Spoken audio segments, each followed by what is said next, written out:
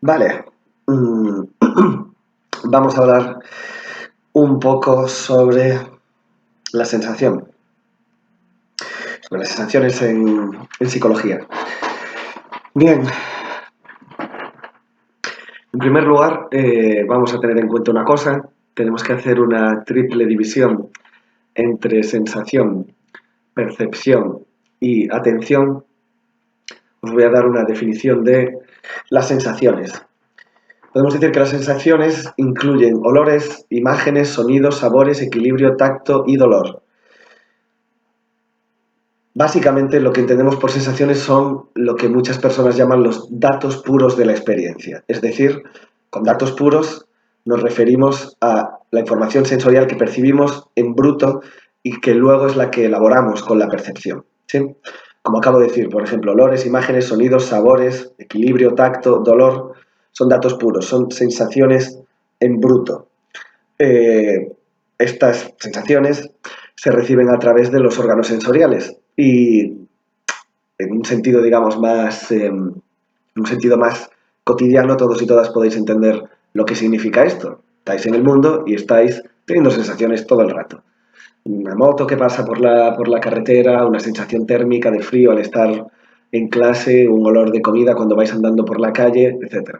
Literalmente uno está siendo bombardeado por sensaciones todo el rato, ¿sí? Literalmente no, porque no son bombas, pero ya me entendéis. Se están teniendo sensaciones continuamente. A través de los sentidos no paramos de percibir, que percibir aquí no es una palabra de sentir, digamos, diversos estímulos. Y esos estímulos nos están dando información todo el rato. Algunos son más intensos que otros, algunos captan más nuestra atención que otros. Las sensaciones son múltiples y no podemos construir todas las que tenemos. Son demasiadas como para construirlas. Así que acaba habiendo, por parte, digamos, de nuestros sentidos, un efecto de selección de aquellos que son más relevantes. Podemos llamar, saltando de la sensación a la percepción, podemos llamar percepción al proceso, en este caso, ya con un componente mental, de raciocinio o cognitivo, por el cual se clasifican las sensaciones. Se clasifican, se identifican y se construye su significado. Podemos decir que, por un lado, la sensación, que es la que nos ofrecen los estímulos brutos, es una parte de lo que luego se construye en nuestra percepción consciente, y que la percepción como tal ya tiene un cierto elemento de elaboración de significado, de sentido de lo que nos ofrecen esas sensaciones. Traduciéndolo en algún ejemplo un poco más burdo, uno puede tener frío estando en clase, pero puede no darse cuenta de que está teniendo frío. En un momento dado puede percibir ese frío, y percibir, cuando aplicamos la palabra percepción a ese frío, ya se convierte en algo consciente. Por ejemplo, un escalofrío, o simplemente tenéis la notita mental de hace frío, tengo frío, me pongo la cazadora, o me pongo un jersey, o lo que sea, o pido que se cierre una ventana. En ese caso el frío ya pasa a ser percepción consciente de frío, elaboración de lo que es ese frío, en vez de simplemente sensación de frío, que es la que se está teniendo todo el rato que se tiene frío, se perciba ello o no. Pensad, por ejemplo, en todo lo que estáis percibiendo en vuestra vida cotidiana a través de los ojos, a través de la mirada. Hay muchas cosas que percibís. Pensad que al percibir, por ejemplo, al percibir, digamos, visualmente, hay determinadas cosas que son foco de nuestra atención y otras no. En líneas generales, lo que percibimos en el centro de nuestra mirada está en el foco de nuestra mirada, y lo que percibimos, o lo que, vamos a decirlo así, sentimos en la periferia de nuestra mirada, existe como sensación, percibimos lo que está en nuestro contorno, pero no hay una percepción tan nítida como lo que está en el centro. Hay distintos estímulos con distinta intensidad, y nuestros órganos perceptivos tienen también un rango a través del cual perciben con más o menos intensidad esas sensaciones o esos estímulos. Vale, por recoger un poco lo que estaba comentando ahora, tened en cuenta eso, que las sensaciones son, vamos a decirlo así, datos brutos que pueden producirse sin conciencia, sin percepción, y la percepción ya supone una organización de las sensaciones, una organización de esos datos brutos. Las sensaciones se producen constantemente a través de todos los sentidos, son demasiadas como para que las procesemos a nivel perceptivo consciente. La percepción ya incluye una elaboración de esas sensaciones. Por último tendríamos la atención. Vamos a decir ahora alguna cosa breve de la atención, pero luego no nos extenderemos más en ella.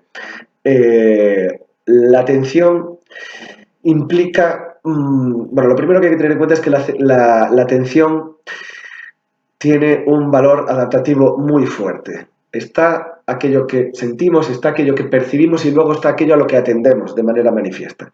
No hay por qué pensar la atención como el momento en el que pensamos, ahora voy a atender a esta persona. Eso puede suceder, pues pensar en clase la mayor parte del tiempo, ni siquiera, o sea, digamos, es normal que alguien no esté atendiendo a lo que sucede, porque atender a lo que sucede, atender, por ejemplo, al profesor, es un esfuerzo demasiado grande como para poder atender todo el rato que una persona, un profesor o cualquier otra, está diciendo cosas. Sin embargo, la atención en un sentido adaptativo, evolutivo, funcional, fisiológico, es importantísima. Pensar, por ejemplo, en una situación de riesgo. Estáis en un auditorio, en un concierto, y de pronto hay un incendio. La atención se dispara, por ejemplo, hacia las puertas, hacia los mecanismos de huida, hacia saber si vuestra integridad o la de los seres que os rodean está amenazada. El nivel básico de la atención es un nivel de supervivencia. Poder prestar la máxima atención a un estímulo, a un evento, a una situación, a una persona, por motivos, en primer lugar, podemos decir eso, adaptativos, de supervivencia, y luego por muchos otros. Se puede prestar atención a un ser querido por motivos no solo de supervivencia, sino de apego, de afecto. Se puede prestar atención involuntariamente a una persona, pues porque esa persona nos gusta. Se puede prestar atención a una película o una obra de arte porque por algún motivo nos captura. Y no solo porque, en fin, queramos prestarle atención, porque hay una parte de la atención que es, vamos a decirlo así, inconsciente. Y luego hay una parte también de los procesos atencionales, como en este caso seguro que ya estáis cansados de conocerlos, que tienen que ver, por ejemplo, con el estudio, que implican un esfuerzo consciente por mantener esa atención ante un procedimiento que de manera involuntaria o natural no nos suscita ese nivel de atención. Y igualmente, en este caso, poder prestar atención, poder hacer esfuerzos en cuanto a la atención, es una parte muy importante de nuestro, digamos, proceso vital, porque tenemos un rango atencional que nos permite hacer un esfuerzo consciente para ubicar atención en determinados eventos de toda la realidad que nos rodea, que es enorme y a la que no podemos atender por completo. Bien, dejemos esto un poco, este tema de la atención, digamos, un poco solo esbozado. Vamos a pasar ahora a hacer un par de comentarios sobre la sensación, ¿sí? Vamos primero a hacer una definición de sensación muy breve. Podríamos decir que la sensación es la capacidad de detectar estímulos y codificarlos en impulsos nerviosos. Vale, dentro de esta definición podemos vislumbrar un par de cuestiones muy sencillas, si tenemos en cuenta lo que hemos comentado anteriormente con respecto a la sensación. Uno, funciona a un nivel muy básico de capacidad de detección de estímulos, un sonido, algo que vemos, algo que sentimos en el tacto, algo que olemos, algo que saboreamos. Primera parte de la sensación, capacidad de detección de estímulos. Y segunda parte de la sensación, codificación de los estímulos en impulsos nerviosos. No estamos todavía en el nivel de la percepción, ¿sí? Es decir, nuestro organismo es capaz de detectar estímulos y traducirlos en impulsos nerviosos. Nuestro organismo, nuestro sentido auditivo, es capaz de percibir un sonido, un derrape de un coche y codificarlo a través del oído y que eso se transforme en información que llega hasta nuestras neuronas, en impulsos nerviosos, que son los que hacen que si ese impulso, si la intensidad de ese estímulo, de esa sensación es suficientemente fuerte, se convierta en una percepción que nos vemos obligados a elaborar de manera consciente. Pero en principio, en el nivel de la sensación, no tiene por qué suceder todo esto. Pero sí tenemos que tener en cuenta lo que os decía hace un momento, que la sensación implica capacidad de detección de estímulos y codificación de impulsos nerviosos. ¿Qué vendría siendo un estímulo? Cogemos ahora la definición, digamos, pura y dura, os la voy a leer. Es toda energía física, mecánica, térmica, química o electromagnética que excita o activa un receptor sensorial. Vale, esto sería la definición un poco así como copy-paste, tal cual. Un ejemplo de ello un poco más asible y manejable. Pensad en la luz del ojo. Para que percibamos luz hace falta que nuestro ojo la perciba. Para que nuestro ojo perciba luz tiene que haber un estímulo lumínico y un procesamiento, igual que el ejemplo que os acabo de poner hace un momento del oído, un procesamiento visual a través de los nervios ópticos, ¿sí?, que están situados detrás del globo ocular y que posteriormente se codifican en la parte del córtex cerebral a través de la cual ese impulso nervioso adquiere fuerza y si es suficientemente intenso se vuelve consciente como percepción, ¿sí? Sé que a lo mejor puede ser un poco confuso estar hablando de sensación y percepción al mismo tiempo de forma, digamos, simultánea. A lo mejor alguno de vosotros pensáis que ver es percibir, que lo que veis directamente es una percepción. Podríamos decir que todas las cosas que veis son sensaciones, pero no todas ellas son percepciones. Así que en este caso, para que, por ejemplo, un estímulo visual se convirtiera en percepción, como os decía un momento, tendría que ser consciente, pero la luz visible del ojo, directamente solo la luz visible, es un ejemplo de estímulo que percibimos directamente y que, vamos a decirlo así, sentimos. Primero lo detectamos y luego esa luz, a través del nervio óptico, se convierte en un impulso nervioso, a través de los nervios ópticos. Y luego por la parte en la que hay una conexión, digamos, con esos nervios ópticos dentro del encéfalo que va hacia la parte occipital, que es la que procesa la información visual, en ese momento ya podemos empezar a poder adquirir una percepción sobre ello, ¿sí? Pensad que, por ejemplo, aunque lo estoy diciendo un poco de pasada, esto sería parte del recorrido que haría un estímulo visual o una sensación visual antes de convertirse en una percepción.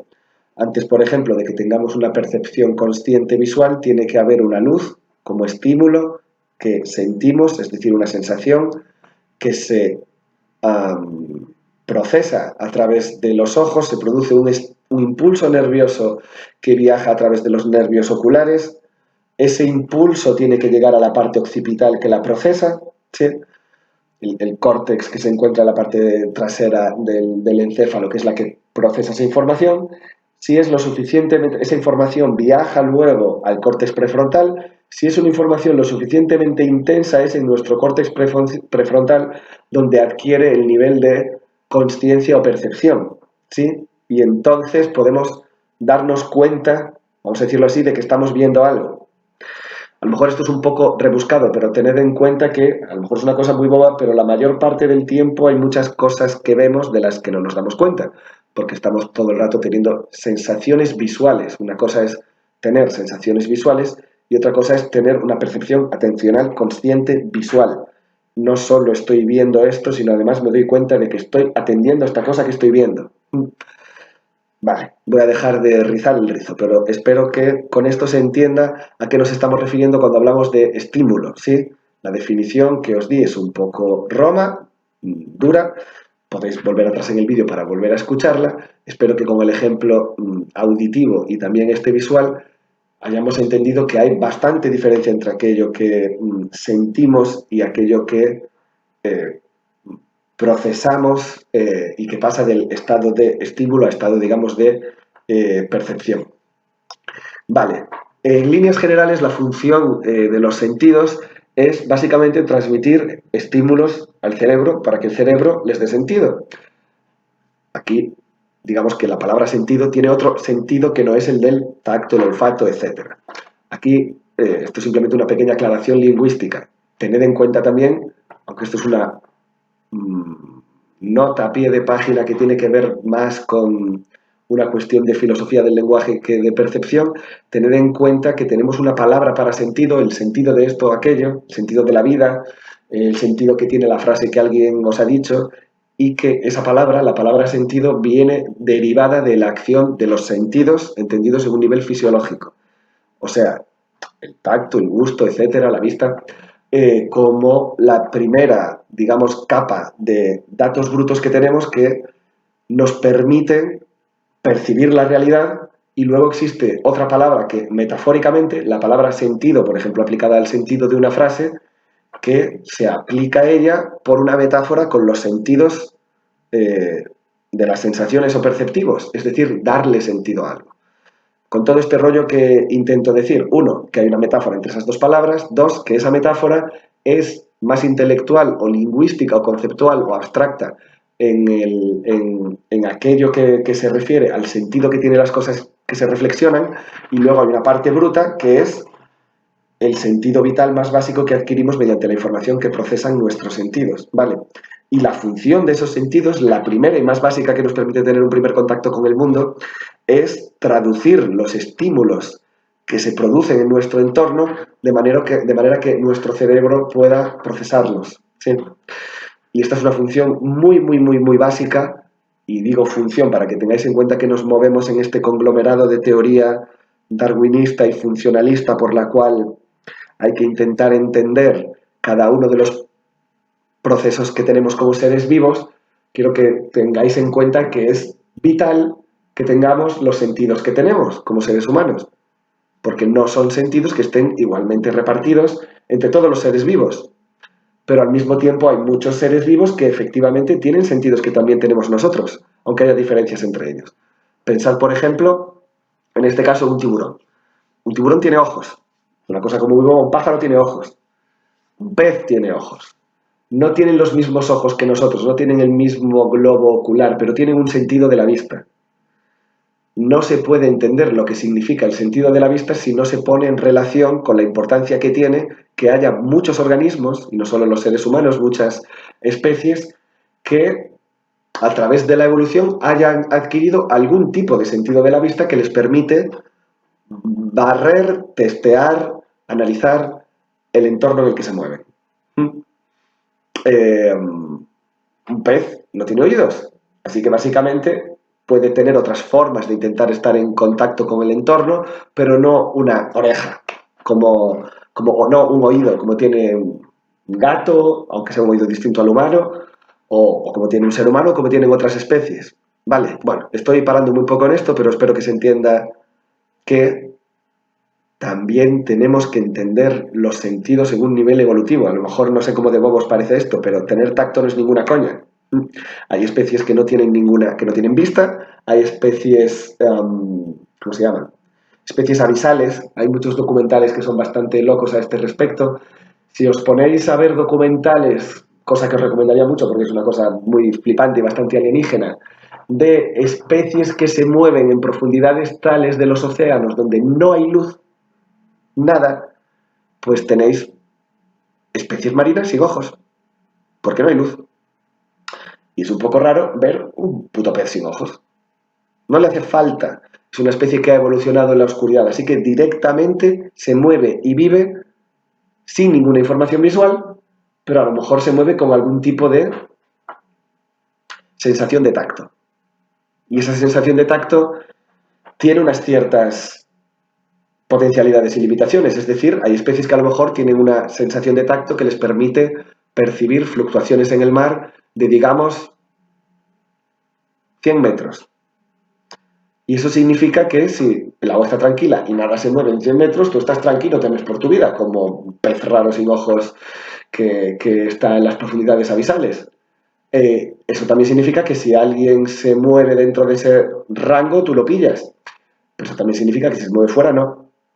Y eso significa que si eres una especie que, por ejemplo, tiene una capacidad de detección a un nivel táctil muy baja, y hay un depredador que es muy rápido, pues si resulta que tu nivel de detección del tacto no va más allá de 2 metros, si hay una especie que es capaz de avanzar 10 metros en menos de un segundo, pues eso significa que esa especie puede morir fácilmente, o que no evoluciona, o evoluciona menos que otras que tienen sentidos que les permiten alertar sobre el entorno mucho mejor.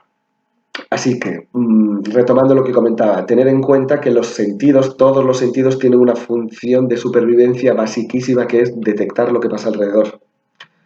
Pensad que el gusto en principio está ahí no para que la comida no sepa súper rica, sino para que cuando comamos algo que sabe muy mal, sepamos que tenemos que escupirlo porque corre el riesgo de ser venenoso. Tened en cuenta que el olfato está ahí porque los malos olores suelen ser sinónimo de enfermedad o putrefacción. Y lo mismo sucede con las percepciones que podemos tener a un nivel agresivo auditivamente o visual. En el campo visual también tanto en el campo visual como en el auditivo, se ve muy clara la funcionalidad de percibir amenazas a través del oído. Pensad que el oído funciona también no solo como algo que nos permite escuchar sonidos, sino a nivel de orientación, es decir, solo podemos ver hacia adelante si tenemos una amenaza detrás que nos orienta hacia ella, no es la vista, sino el oído. Igual que dentro del oído no solo es importante la capacidad para percibir estímulos auditivos, sino también, como digo, la capacidad para orientarse y también para mantener el equilibrio, ¿sí? De un huesecillo que no recuerdo ahora si era un hueso o tengo que revisar esto. De cierta, vamos a dejarlo un poco más difuminado, de cierta parte del oído interno depende nuestro equilibrio. Y hay un motivo por el cual el equilibrio se encuentra dentro del oído y no en los ojos o en un brazo, ¿sí? Y es importante que esa parte esté inserta, digamos, en el oído interno y esté asociada a nuestra capacidad para mantenernos erguidos y girados, que depende también del oído. Otra cosa os puedo comentar al respecto. Un ejemplo un poco bobo. Había un caso de un señor que tenía, no recuerdo ahora mismo su nombre, es un ejemplo típico de psicología, un señor que era especialmente gourmet, gastrónomo, con buen sentido, digamos, del gusto, y era una persona que era capaz de percibir muchos matices dentro de, o sea, no solo alguien que diga, pues esto está salado o dulce, sino que era capaz de identificar ingredientes, etcétera. Pues básicamente a esta persona le atropellan, se pega una hostia en la cabeza y cuando se despierta ya no tiene sentido del olfato. Y como el sentido del olfato y el sentido del gusto están conectados, directamente su capacidad para percibir muchos matices a nivel gustativo desaparece. Sin más, eso no significa que la parte del sabor que se percibe a través de las papilas gustativas en la boca no funcionase. Lo que dejó de funcionar era la conexión con la parte del cerebro que permitía procesarlo.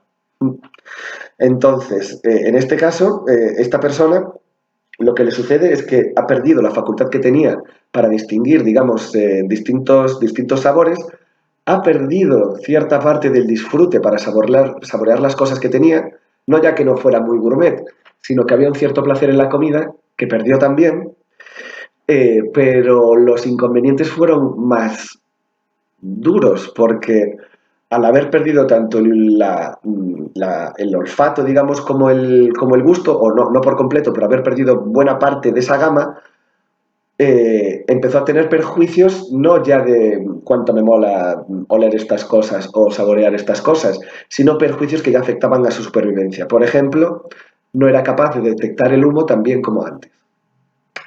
¿Eso qué significa? Que, por ejemplo, este tío hubo un incendio en su edificio y lo percibió tarde. Y su vida corrió peligro porque no fue capaz de oler el humo. Esta persona también no murió, pero se envenenó con una comida cuyo mal estado no fue capaz de percibir porque su gusto ya no era tan bueno. Es decir, no fue el caso, pero alguien podría morir quemado por no oler antes el humo, podría morir envenenado por no percibir el mal estado de un alimento, o podría morir por no percibir una fuga de gas, por ejemplo, a través del olfato. Es decir, a pesar de que estemos acostumbrados en nuestra vida ordinaria a que, por ejemplo, en este caso el olfato o el gusto nos sirvan sobre todo para, en fin, para saborear cosas que nos molan o para oler buenos sabores o decir que algo de la basura, tened en cuenta que, de nuevo, a un nivel funcional de supervivencia son importantísimos, solo que en nuestra vida cotidiana no estamos normalmente en situaciones tan arriesgadas como para percibir esa importancia. Y esta es, digamos, una cuestión muy relevante a la hora de entender el motivo por el cual tenemos esos sentidos, aunque no los usemos de esa manera en la vida cotidiana. De la misma manera que nuestros ojos están entrenados para percibir amenazas de depredadores, pero como no vivimos rodeados de amenazas de muerte, no sabemos hasta qué punto nuestros ojos pueden percibir eso.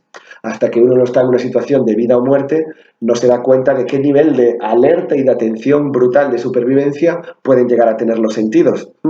Pensad, por ejemplo, también en lo que sucedía en muchas, si habéis visto seguramente alguna peli donde haya batallas súper fuertes, ¿no? Rollo medieval, de gente peleando con espadas o con hachas. Hay un momento en el que en medio de una batalla te amputan un brazo y puedes no notar el dolor directamente, porque tu nivel de atención está tan puesto en sobrevivir y en la pelea, que estás llevando a cabo, que tu organismo está en un estado de alerta tal que no percibe la amputación de un miembro, que no es poca cosa. Todo esto os lo comento para que tengáis en cuenta el fondo, como decía antes, funcional o evolutivo que tienen muchas de nuestros comportamientos, pensamientos y emociones, como ya he dicho en clase, pero que también tienen los propios sentidos. Vale. Bien. Voy a daros una definición de sensación. Sí, recordad que hace unos instantes os comenté que un estímulo, es toda energía física, mecánica, térmica, química o electromagnética que excita o activa un receptor sensorial. Ahora vamos a pasar a una definición de sensación también un poco más bruta de copy-paste. Vamos a llamarle sensación a la detección de estímulos a través de los sentidos y de los receptores de sensación internos. ¿Sí? Bien, como decía antes, no hace falta que haya sido elaborada esta sensación ni que se le haya dado un significado. Esto sería la percepción.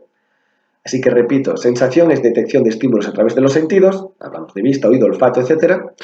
Y de los receptores de sensación internos también, no solo sentidos como los sentidos perceptivos, entre comillas, a los que estamos acostumbrados. También el movimiento o el equilibrio o el sentimiento de malestar fisiológico son un tipo de sensación.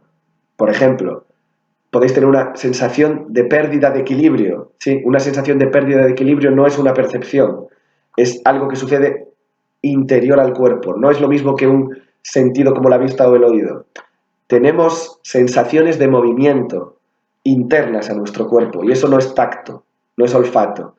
Cuando uno va a vomitar y se siente mal, es una sensación de sentirse mal. Cuando vas a vomitar ya es una percepción y es muchas cosas, pero también forman parte de la sensación los, vamos a decirlo así, inputs internos que no vienen solo a través de los sentidos externos. Podemos llamar a esto sensación interna o sentido interno. Vale. ¿Qué más podemos comentar de esto?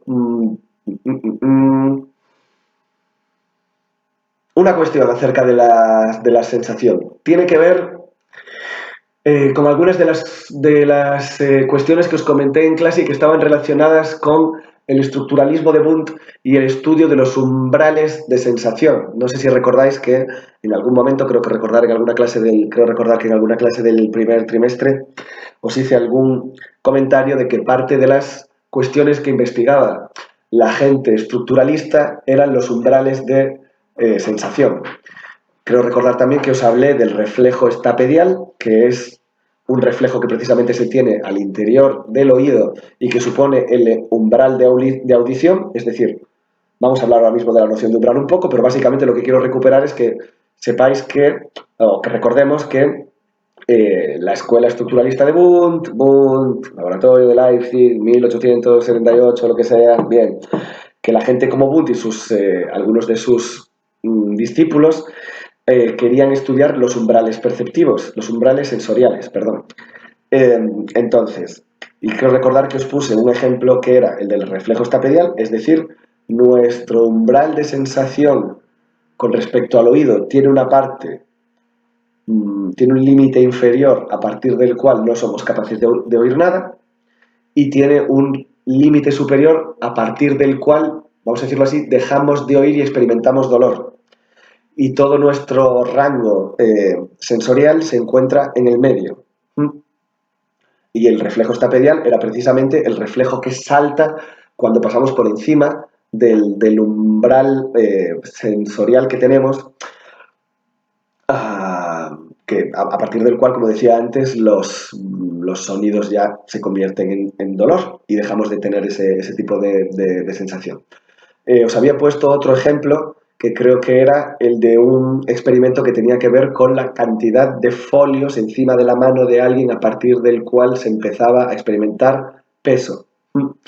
Hay una cantidad, hay un límite inferior de peso, de tacto, que no notamos, y una cantidad de peso, de gramos, a partir del cual sí tenemos sensación de peso. Bien. Esto, como os decía, que está vinculado a la escuela estructuralista, forma parte también del estudio de las sensaciones que se hace en psicología, sobre todo en la llamada psicología fisiológica, que normalmente se refiere, o sea, dentro de psicología normalmente se refiere a Wundt, dentro de la psicología como uno de los primeros pioneros, pero antes de Wundt ya había otras personas que no tenían por qué ser psicólogas forzosamente, sino fisiólogos y fisiólogas, que ya estudiaban, vamos a decirlo así, las sensaciones o el impacto de las sensaciones en el organismo.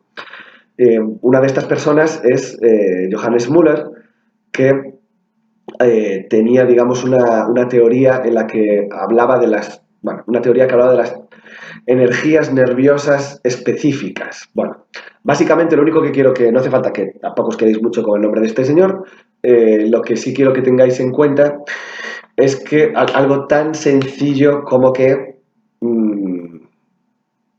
en una sensación influye el tipo de fibra nerviosa que recibe el estímulo. Sí, esto es algo como muy básico, como muy bobo, pero y está vinculado a cómo percibimos a través de los sentidos, pero tenemos sensaciones distintas en función del canal sensorial a través del cual recibimos estímulos. Y la fibra nerviosa distintiva de cada uno de esos sentidos influye en la manera en la que recibimos los datos sensoriales que nos vienen del entorno. ¿Sí? Me ha quedado un poco con curvas, pero espero que se haya entendido lo suficientemente bien. Un ejemplo un poco bobo. Cuando uno tiene sensaciones de luz, sensorialmente recibe luz, pues vale, pues ve luz. Pero la forma en la que se recibe la luz depende de, como en este caso, de los nervios ópticos. Pensad, por ejemplo, no es lo mismo, es una cosa muy chorras, ¿no? No es lo mismo percibir luz con los ojos abiertos, percibir un estímulo visual con los ojos abiertos, que tener algún tipo de estímulo visual con los ojos cerrados, que se pueden tener igualmente, aunque no sean los que tenemos con los ojos abiertos. Por ejemplo, cosa muy boba, podéis probar a cerrar los ojos y hacer presión sobre vuestros ojos, ¿sí? No hay luz, no estáis percibiendo, no estáis teniendo un dato sensorial de luz como cuando tenéis los ojos abiertos, pero hay ciertos estímulos sensoriales que se pueden percibir, manchas azules, cosas amarillas extrañas, solo aplicando presión sobre los ojos. Si hacéis ese tipo de chorradas, como experimentar con vuestros sentidos hasta cierto punto, podéis ver que hay una afectación que depende directamente de cómo la fibra nerviosa que tenemos procesa esos datos. El ejemplo de los ojos es muy bobo. Igual podéis hacer experimentos sensoriales de presión sobre vuestras manos. Igual que os habrá pasado en algún momento quizás que no habíais notado que teníais una mosca o un mosquito encima del cuerpo porque es tan liviano que ni siquiera lo habíais sentido. Y hay diferencia entre no sentir nada, sentir una caricia y hacer mucha presión en vuestro cuerpo hasta que sentís dolor. Y es un tipo de dolor, de sensación, de interiorización sensorial a través de cierta fibra nerviosa que es muy distinta en función del sentido a través del cual se recibe, ¿sí? Cosas tontas, no es lo mismo el dolor en una mano no es que el dolor en un ojo o el dolor en un oído, o que un sabor de mierda en la boca. Teniendo en cuenta que eso es toda nuestra parte básica de incorporación de la realidad viene por este lugar y nuestra fibra nerviosa, cómo es esa fibra nerviosa, influye de manera determinante en cómo procesamos todo eso. Vale. Como os comentaba hace un momento, habíamos hablado de las cuestiones de los umbrales. Vamos a coger dos términos muy, muy sencillos para hablar de los umbrales y de la influencia de los datos sensoriales en los umbrales sensoriales. Básicamente, normalmente se entiende que hay dos tipos de umbrales que es importante conocer. Uno de ellos es el umbral absoluto y el otro es el umbral diferencial, ¿sí? Cuando hablamos de umbral absoluto, bueno, se entiende muy fácilmente. Un umbral absoluto es el umbral a partir del cual se recibe algo o no, hay un input sensorial o no. ¿Sí? En el umbral absoluto o notamos algo o no lo notamos. En el umbral diferencial, lo que se nota comparativamente con otro estímulo. ¿Sí? Es decir, el umbral diferencial depende del cambio. Por ejemplo, el cambio de intensidad de un estímulo. No si se percibe o no, sino cómo de distinto se perciben los estímulos. La parte importante de entender que existe un umbral absoluto es, la parte que nos explica cuestiones como las que os decía hace un momento, el reflejo estapedial, es decir, hay un umbral absoluto por encima del cual hay dolor y no hay sonido, y por debajo del cual no hay sonido y uno no se da cuenta, no percibe sonido alguno. En el medio de los umbrales, por abajo y por arriba, está la recepción sensorial. Esa es la parte importante del umbral absoluto. ¿Cuál es la parte, digamos, importante, entre comillas, del umbral diferencial? Que es el que nos permite establecer diferencias dentro del rango de aquello que sí somos capaces de recibir sensorialmente. Vale, aquí os quiero comentar un par de cuestiones que tienen que ver con un señor llamado Ernst Weber y lo que muchas personas llaman la ley de Weber-Fechner o de Weber-Fechner, que es otro señor discípulo de este. En principio, esta cuestión de la ley Weber-Fechner se suele atribuir más a Weber, Ernst Weber, no confundir con el sociólogo alemán Max Weber. Bien, este señor básicamente intentó entender cómo percibíamos los estímulos de manera distinta en función de su intensidad. La ley de Weber viene a decir, esto lo voy a leer, que todo estímulo requiere ser aumentado en una proporción constante de su magnitud para que se note un cambio de sensación. Vale, esta es de nuevo como la definición bruta. Ahora, ¿de qué estamos hablando? Por ejemplo, si tenemos un peso de 100 gramos en una mano y le añadimos 1 gramo, lo más probable es que no notemos la diferencia. Si tenemos un peso de 100 gramos en una mano y le añadimos 3 gramos, es probable que ya notemos la diferencia. Desde el punto de vista de los estudios de Weber, es muy importante saber cuál es el porcentaje que permite que tengamos la recepción sensorial. Entonces, si con 100 gramos percibimos 3 más encima, podríamos concluir que hay vamos a decirlo así, 3, que para tener sensación de algo tiene que ser, y si es una sensación de algo, no, perdón, una sensación de peso, con un punto de partida de 100 gramos, la sensación de peso solo podrá notarse si hay un incremento del 3%, es decir, 3 gramos. ¿Qué significa esto? Pensado desde la ley de Weber, que si, por ejemplo, tenemos un peso de 200 gramos en nuestra mano y añadimos 3 gramos, lo que va a pasar es que no vamos a tener sensación de esos 3 gramos. La ley de Weber nos dice, para tener sensación, para tener un cambio de sensación en 200 gramos, tendrías que tener 6 gramos más encima de la mano. Sí, supongo que entendéis la progresión. Y para notar un cambio con 300 gramos, tendríamos que tener 9 gramos más. Es decir, la magnitud, que serían los 3 gramos sobre 100, o bueno, 3 gramos sobre 100 sería el ejemplo, en el caso de los 3 gramos de esa magnitud, la magnitud, digamos, de 3%, es la que tendría que seguir incrementándose para que tengamos una sensación que acompañe esa magnitud. nos golpea el estímulo, o sea, o es el peso, o es un sonido, o lo que sea, y a mayor magnitud del estímulo, mayor cantidad en ese porcentaje necesitamos para poder recibirlo, para poder sentirlo. Tened en cuenta una cosa, esta recepción sensorial es distinta en función de cada uno de los sentidos, ¿sí? Por ejemplo, hay un umbral de recepción sensorial auditiva que es del 0,3%. Sí, 0,3%. O sea que la información auditiva, cuando se producen aumentos de magnitudes, tiene un nivel, digamos, fino de discriminación del 0,3 sobre 100. Pero, por ejemplo, en el gusto, nuestro nivel de discriminación es del 20%. Es decir, que nuestro oído es capaz de discriminar, de distinguir, de recibir sensorialmente, vamos a decirlo así, láminas mucho más finas de las que es capaz de recibir nuestro gusto.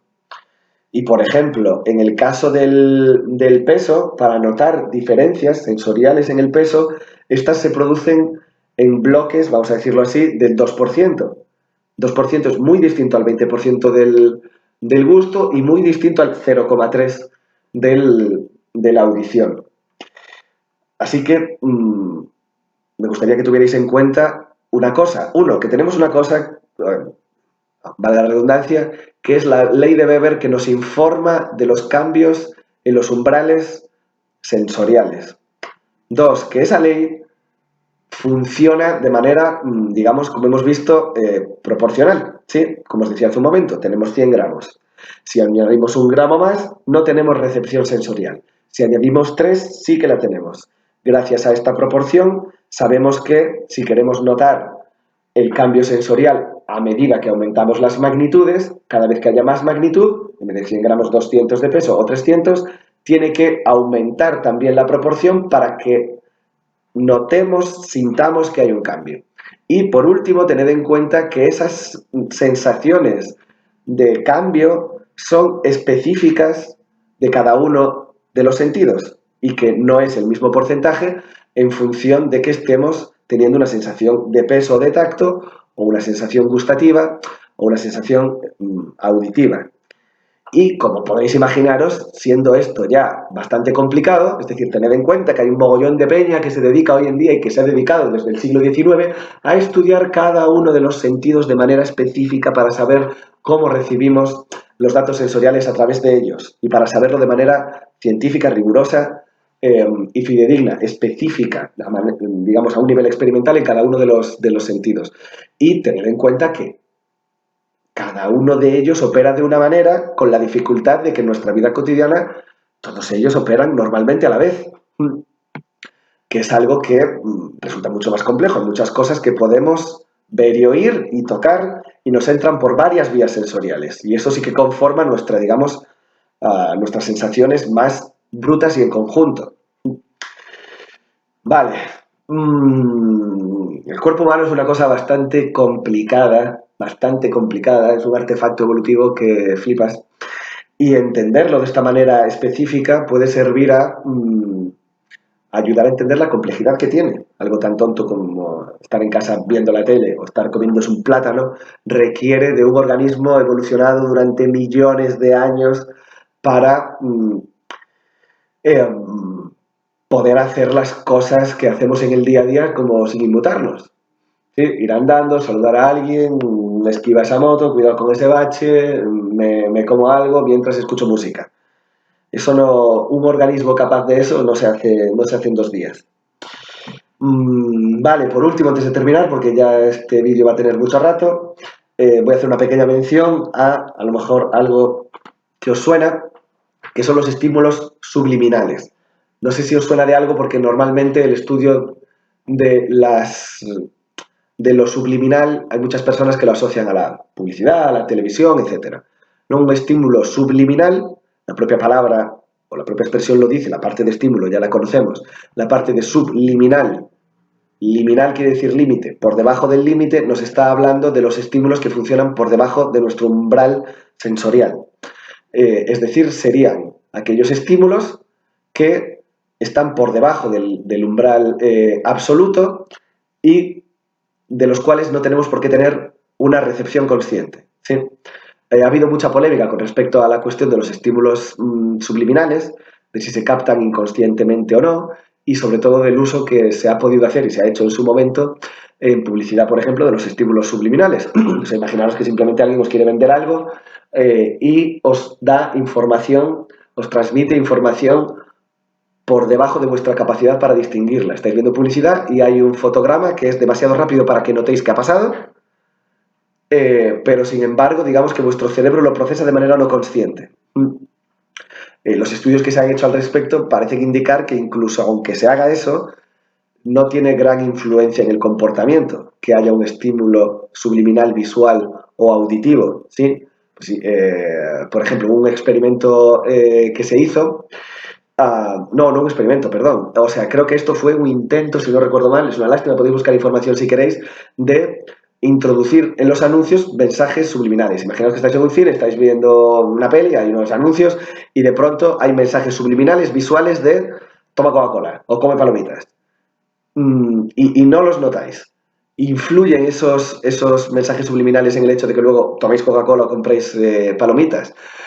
Al parecer no ha habido grandes cambios después de estas experiencias que ha habido, sea de manipulación publicitaria o de experimentos al respecto. Bien, os lo comento porque este es un tema, digamos, un poco, como decía antes, un poco goloso y hay varios estudios que hablan de los niveles subliminales de recepción sensorial. Pero hasta el día de hoy, por lo menos, no se ha logrado establecer una conexión muy clara entre que se reciban esos estímulos y que haya una, vamos a decirlo así, obediencia a ellos. En fin, si queréis buscar más información o si os interesa hacer un trabajo sobre este tema, pues os ponéis a buscar estímulos subliminales, estudios sobre los estímulos subliminales y publicidad, manipulación de la población y estímulos subliminales y os perdéis ahí todo lo que queráis. En fin, vamos a ir cortándolo por ahí, dejamos este tema de la sensación, seguramente hay alguna otra explicación o vídeo al respecto y ya os comentaré cuando sea así. Así que, nada, cortamos con esto. Hasta luego.